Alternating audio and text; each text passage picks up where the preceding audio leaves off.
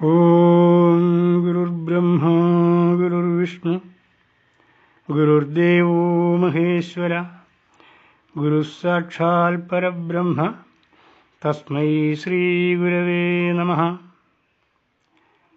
പ്രിയ ശ്രോതാക്കളെ, പഠിതാക്കളെ, ഇന്ന് ദർശനമാലയിലെ 3-ാം അധ്യായമായ അസത്യദർശനം ആരംഭിക്കുന്നു. ഇന്ന് അസത്യദർശനത്തിലെ 1-ാമത്തെ ശ്ലോകത്തിൻ്റെ അർത്ഥം പറയുന്നു. ശ്ലോകം: മനോമയമിദം സർവം ന മനഃക്വാപി വിദ്യതേ അദോ വ്യോമ്നൈവ നീലാദി ദൃശ്യതേ ജഗദാത്മനി. ഒന്നുകൂടി പറയാം.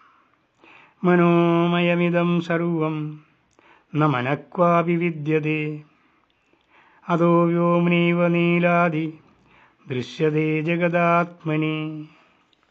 അന്വയം: ഇദം സർവം മനോമയം മനഃ ക്വാപി ന വിദ്യതേ അതഃ യഥാ വ്യോമ്നി നീലാദി ദൃശ്യതേ തഥാ ആത്മനി ജഗത്ത് ദൃശ്യതേ.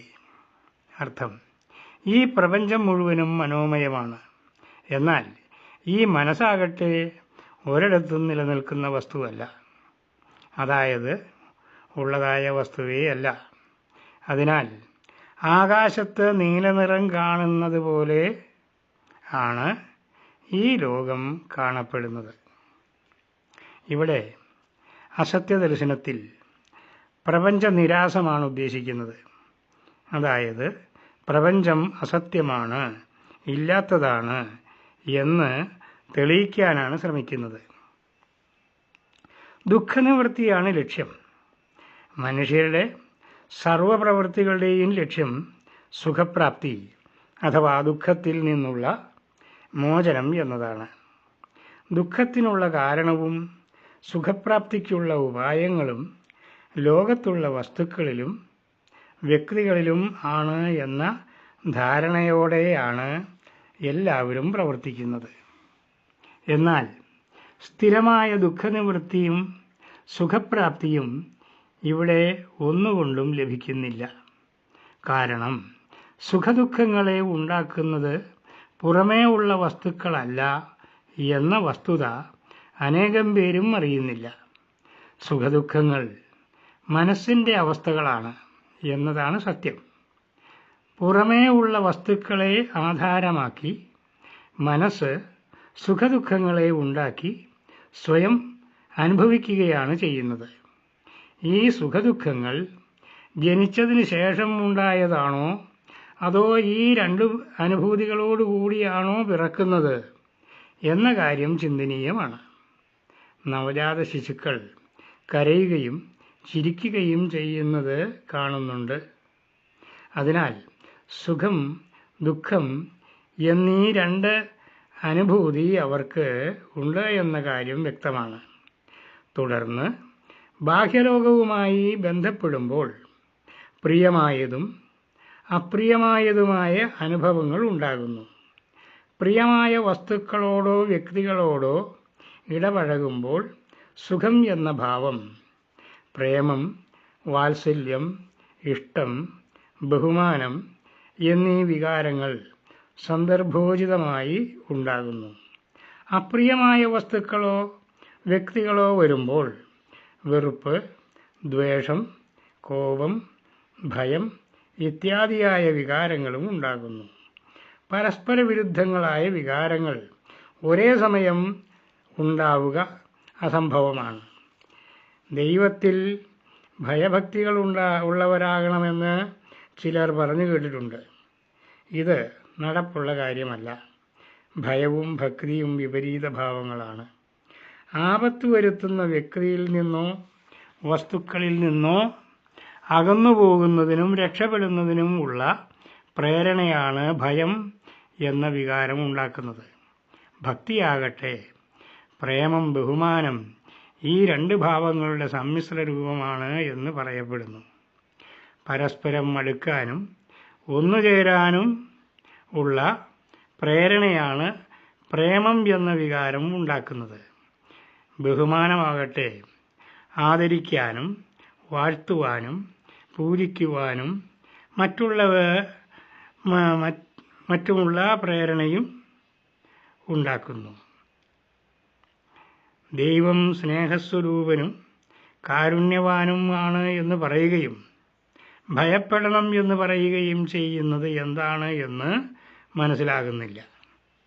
സുഖദുഃഖാനുഭൂതികൾ പ്രകൃതിദത്തമായി സർവജീവികൾക്കും ഉള്ളതായാണ് കാണുന്നത്.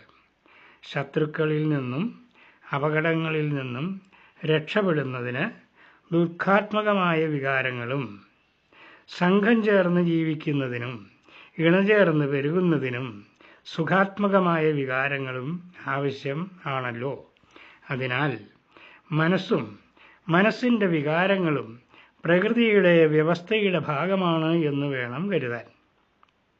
എന്നാൽ പ്രകൃതിക്ക് വിധേയമായി ജനിച്ചും മരിച്ചും ഇവിടെ കിടക്കാൻ ആഗ്രഹിക്കുന്നവരല്ല നാം. കാരണം പ്രകൃതി അജ്ഞാനമാണ്, അവിദ്യയാണ്. അവിദ്യയെ ഉപാസിക്കുന്നവർ അന്ധതമസ്സിലും പോകുന്നു എന്നാണ് ഈശാവാസ്യോപനിഷത്ത് പറയുന്നത്.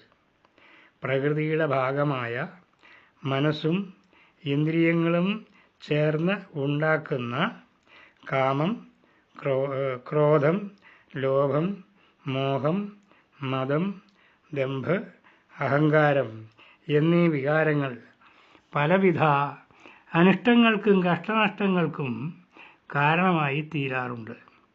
ഗീതയിൽ പറയുന്നു, ത്രിവിധം നരകസ്യേദം ദ്വാരം നാശനമാത്മന കാമ ക്രോധസ്തഥാ ലോഭ തസ്മാദേതത്രയം ത്യജേത്.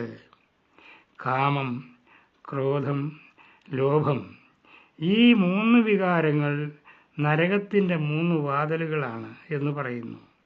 ഇത് ആത്മാവിൻ്റെ നാശത്തെ ചെയ്യുന്നവയാണ്. അതിനാൽ ഇവ 3 ഉപേക്ഷിക്കണം എന്നാണ് പറയുന്നത്. എന്നതുകൊണ്ട് ബാക്കിയുള്ളതൊക്കെ സ്വീകരിക്കാവുന്നതാണ് എന്ന് കരുതരുത്. മിക്ക പാപകർമ്മങ്ങൾക്കും കാരണം ഈ പറയപ്പെട്ട 3 വികാരങ്ങളാകയാൽ അവയെ ത്യജിക്കണം എന്ന് പ്രത്യേകം പറഞ്ഞു എന്ന് മാത്രം. സാധാരണഗതിയിൽ മനസ്സിലെ വികാരങ്ങളാണ് മനുഷ്യനെ പ്രവൃത്തികളിലേക്ക് നയിക്കുന്നത്. നിർവികാരാവസ്ഥയിൽ ആരും ഒരു കർമ്മവും ചെയ്യുന്നില്ല. ഒരു വികാരവുമില്ലെങ്കിൽ മനസ്സ് തന്നെ ഇല്ല എന്നർത്ഥം.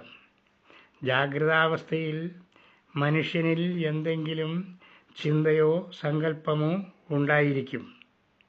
സ്നേഹം, വാത്സല്യം, ഭക്തി, കരുണ മുതലായ നല്ല വികാരങ്ങൾ മനുഷ്യനെ സൽപ്രവൃത്തികൾക്ക് പ്രേരണ നൽകുന്നതുമാണ്. അപ്പോൾ പിന്നെ എന്തിനാണ് മനോനിഗ്രഹം ചെയ്യണം എന്നും മറ്റും പറയുന്നത് എന്ന് തോന്നാവുന്നതാണ്. വിദ്യാവിദ്യകൾ രണ്ടും കണ്ടറിഞ്ഞവരവിദ്യയാൽ മൃത്യുവെ തരണം ചെയ്ത് വിദ്യയാൽ അമൃതാർന്നിടും എന്ന് ഈശാവാസ്യോപനിഷത്തിൽ പറയുന്നത് നോക്കുക. അവിദ്യയായ ബുദ്ധി, മനസ്സ്, കർമ്മേന്ദ്രിയങ്ങൾ എന്നിവ ഉപയോഗിച്ച് ജ്ഞാനയോഗം, ഭക്തിയോഗം, കർമ്മയോഗം ഇവയിലൂടെ മൃത്യുവെ തരണം ചെയ്ത് ആത്മജ്ഞാനമാകുന്ന വിദ്യ കൊണ്ട് അമൃതത്വം പ്രാപിക്കണമെന്നാണല്ലോ പറയുന്നത്. വിദ്യയെയും അവിദ്യയെയും രണ്ടിനെയും അറിഞ്ഞാൽ തന്നെ ഞാൻ ആത്മാവാണ്, മരണമില്ലാത്തവനാണ് എന്ന് ബോധ്യമാകുമല്ലോ. ആത്മോപദേശതകത്തിൽ ഗുരുദേവൻ വികൃതി വിടുന്നതിനായി വേല ചെയ്വീൽ അകൃതി ഫലാഗ്രഹമറ്ററിഞ്ഞിടേണം എന്ന വരികളിലൂടെ തെറ്റായ കർമ്മങ്ങൾ വെടിഞ്ഞ് ഫലാഗ്രഹമില്ലാത്ത മനസ്സോടുകൂടി മുക്തിമാർഗത്തിലൂടെ ചരിക്കാൻ പറയുന്നുണ്ട്. നമേ കർമാണി ലിംബന്തി നമേ കർമ്മഫലി സ്പൃഹ എന്ന് പറയുന്നിടത്ത് എനിക്ക് കർമ്മത്തോട് ഒട്ടലും അഥവാ ആസക്തിയും കർമ്മഫലത്തിന് ആയുള്ള ആഗ്രഹവും ഇല്ല എന്നല്ലേ പറയുന്നത്? ഇല്ല എന്നേ പറയുന്നുള്ളൂ. ഒരു കർമ്മവും ചെയ്യരുതേ എന്ന് ഒരിടത്തും ഉപദേശിക്കുന്നില്ല. ഒരു കർമ്മവും ചെയ്യാതിരുന്നാൽ ഉപജീവനമാർഗം മുട്ടിപ്പോകും. കർമ്മം ചെയ്യുമ്പോൾ മനസ്സും മനസ്സിൻ്റെ പ്രേരണയും ഉണ്ടായിരിക്കും. അപ്പോൾ പിന്നെ ന മനഃക്വാപി വിദ്യതേ, മനസ്സ് എന്ന വസ്തു എങ്ങും നിലനിൽക്കുന്നില്ല എന്ന് പറയുന്നത് എന്തുകൊണ്ടാണ്? യഥാർത്ഥത്തിൽ മനസ്സ് ഇല്ലാത്ത വസ്തു തന്നെയാണ്. എങ്കിലും വേണം എന്ന് വച്ചാലുണ്ട്, വേണ്ട എന്ന് വച്ചാലില്ല. പ്രകൃതിയും പ്രപഞ്ചവുമെല്ലാം ബ്രഹ്മമാണ് എന്ന് കരുതുമ്പോൾ പ്രപഞ്ചവും പ്രകൃതിയും എല്ലാം ഉണ്ട്. ആ കൂട്ടത്തിൽ ഞാനുമുണ്ട്. എന്നോടൊപ്പം മനസ്സും ബുദ്ധിയും ശരീരവും എല്ലാം ഉണ്ട്. എന്നാൽ ബ്രഹ്മം മാത്രമേ ഉള്ളൂ, മറ്റുള്ളതെല്ലാം സങ്കല്പകൽപ്പിതമായ മിഥ്യയാണ് എന്ന ചിന്തയിൽ മനസ്സും മിഥ്യയാണ്. ഇവിടെ അസത്യദർശനത്തിൽ ജഗത്ത് അസത്യമാണ്, ഇല്ലാത്തതാണ് എന്നാണ് സമർത്ഥിക്കുന്നത്. ജഗത്ത് ഇല്ലാതെയാകണമെങ്കിൽ ജഗത്തിൻ്റെ കാരണമായ പ്രപഞ്ചബോധം, പ്രപഞ്ചസങ്കല്പം ഇല്ലാതെയാകണം. സങ്കല്പമുണ്ടാകുന്നത് മനസ്സിലാണ്. മനസ്സ് സങ്കല്പത്തിലാണ് പ്രപഞ്ചം, മനസ്സിൻ്റെ സങ്കല്പത്തിലാണ് പ്രപഞ്ചം നിലനിൽക്കുന്നത് എങ്കിൽ പ്രപഞ്ചവും മനസ്സിലാണ് നിലനിൽക്കുന്നത്. അതായത് പ്രപഞ്ചത്തിൻ്റെ കാരണവസ്തു മനസ്സാണ്. കാരണമില്ലെങ്കിൽ കാര്യവുമില്ല. അതുകൊണ്ട് മനസ്സില്ലെങ്കിൽ പ്രപഞ്ചവും ഇല്ല. ഇല്ലാത്ത മനസ്സിൽ പ്രപഞ്ചം നിലനിൽക്കുന്നതെങ്ങനെ? ഒരു കണക്കിൽ പറഞ്ഞാൽ മനസ്സും പ്രപഞ്ചബോധവും ഒന്നു തന്നെയാണ്. ഉണർവിൽ മാത്രമല്ല, സ്വപ്നത്തിലും പ്രപഞ്ചബോധമാണ് കാഴ്ചകൾ ഉണ്ടാക്കുന്നത് എന്ന് മനസ്സിലാകും. ഭാവനയനുസരിച്ച് ചില അസംഭവങ്ങളായ കാര്യങ്ങളും സ്വപ്നത്തിൽ കൂട്ടിച്ചേർക്കുന്നു എന്ന് വരാം. മനസ്സിനെ ഇലക്ട്രിക് ബൾബിൻ്റെ പ്രകാശത്തോട് ഉപമിക്കാവുന്നതാണ്. വൈദ്യുതിയെ പ്രകാശമാക്കി മാറ്റാൻ വേണ്ട സംവിധാനങ്ങളോടുകൂടി ബൾബിൽ അങ്ങനെയുള്ള ബൾബിൽ വൈദ്യുത പ്രവാഹമുണ്ടാകുമ്പോൾ മാത്രമേ പ്രകാശമുണ്ടാകുന്നുള്ളൂ. ശരീരത്തിൽ ആത്മചൈതന്യം ജീവനായി പ്രവർത്തിക്കുമ്പോൾ, മസ്തിഷ്കം മുതലായ അവയവങ്ങളും പ്രാണനും സജീവമാകുമ്പോൾ ഉണ്ടാകുന്ന ഒരു ചൈതന്യമാണ് മനസ്സ്. ജീവൻ പോയാൽ തലച്ചോറ് കൊണ്ട് ഒരു പ്രയോജനവുമില്ല. മനസ്സും സങ്കല്പവും ഇല്ലെങ്കിൽ ലോകവും ഇല്ല. ഗുരുദേവനിവിടെ പ്രപഞ്ചദർശനത്തെ ആകാശത്തിലെ നീലനിറം പോലെയാണ് എന്ന് ഉപമിച്ചിരിക്കുന്നു.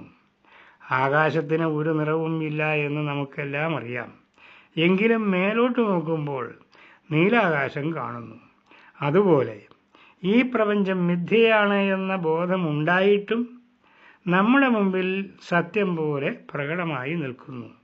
അതെന്താണ് അങ്ങനെ എന്ന് ചോദിച്ചാൽ ഉത്തരം, നാം മിഥ്യയായ ശരീരത്തിലിരുന്നു കൊണ്ട് മിഥ്യയായ മനസ്സിനെയും ഇന്ദ്രിയങ്ങളെയും ഉപയോഗിച്ചുകൊണ്ട് നോക്കുന്നത് കൊണ്ടാണ് മിഥ്യയായ ലോകം സത്യമായി കാണുന്നത്. ഇന്നത്തെ ക്ലാസ് അവസാനിച്ചു. നമസ്കാരം.